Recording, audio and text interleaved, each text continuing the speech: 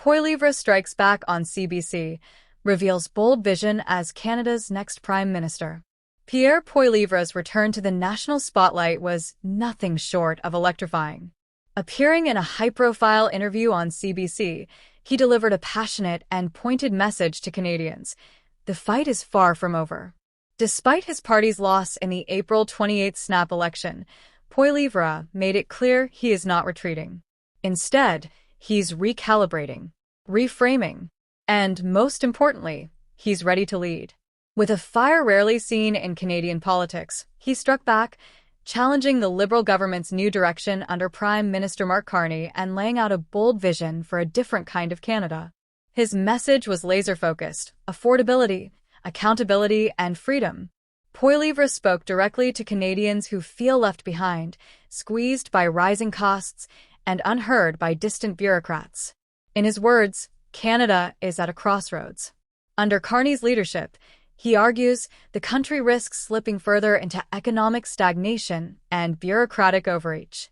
His tone was not just critical, it was hopeful. Poilievre didn't just rail against the current state of affairs. He offered an alternative rooted in what he calls common-sense conservatism, a Canada that rewards work, lowers taxes, and puts power back in the hands of the people. Central to his critique was the growing cost-of-living crisis.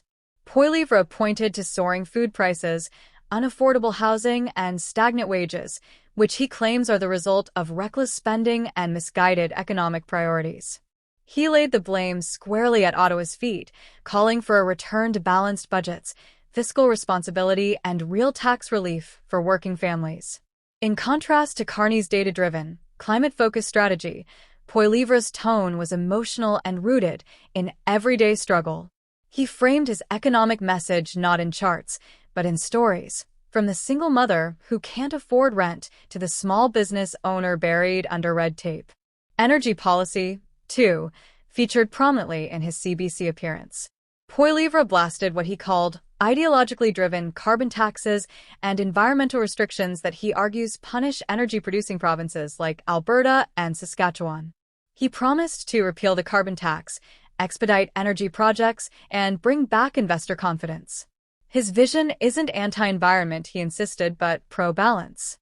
He envisions a Canada where clean technology and traditional energy can coexist, where workers aren't asked to choose between a paycheck and a climate target. It was a direct rebuke to Carney's aggressive emissions targets and clean energy transition. But it wasn't just about economics. Poilievre spoke about freedom, freedom of speech, freedom to protest, and freedom from what he describes as creeping government control.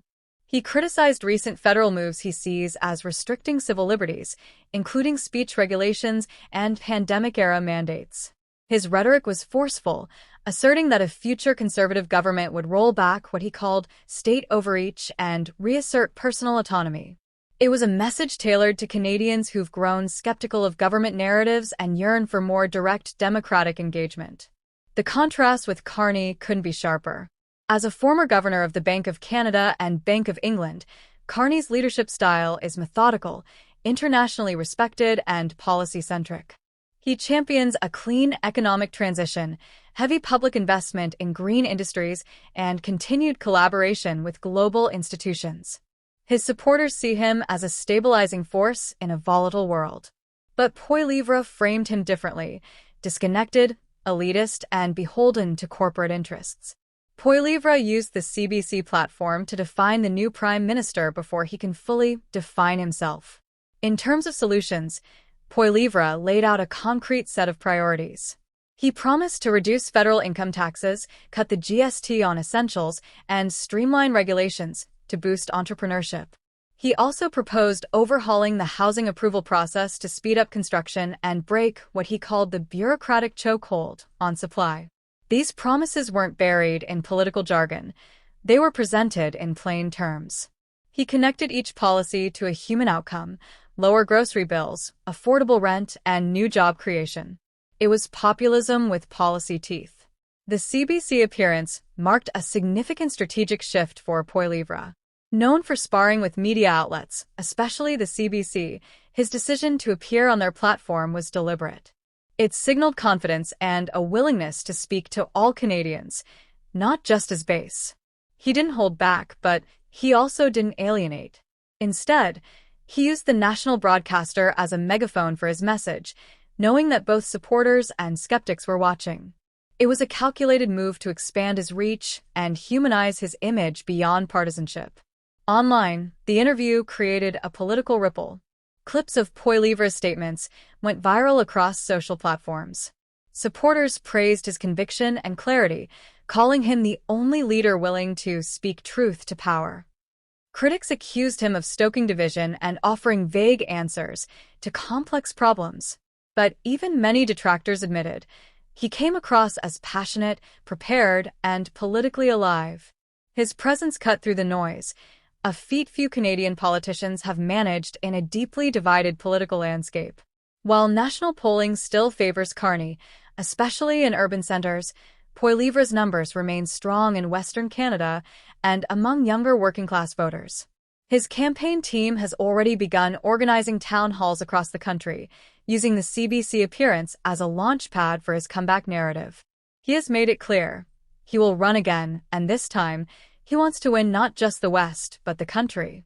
His strategy involves connecting economic policy with cultural pride, presenting conservatism not just as a political option, but as a movement to reclaim national identity. The stakes couldn't be higher. Canadians are navigating overlapping crises: economic, cultural, and generational. Poilievre's bold CBC moment wasn't just a rebuttal to Liberal leadership, it was an invitation to a different kind of politics. One driven by plain talk, regional respect, and unfiltered emotion. Whether Canadians embrace his vision remains to be seen. But what's clear is this: Poilievre has re-entered the ring, not as a defeated candidate, but as a contender with unfinished business. In a country searching for clarity, conviction, and competence, Poilievre's voice is rising once again. His message may divide, but it also inspires. It challenges the status quo, demands a response, and forces a national conversation.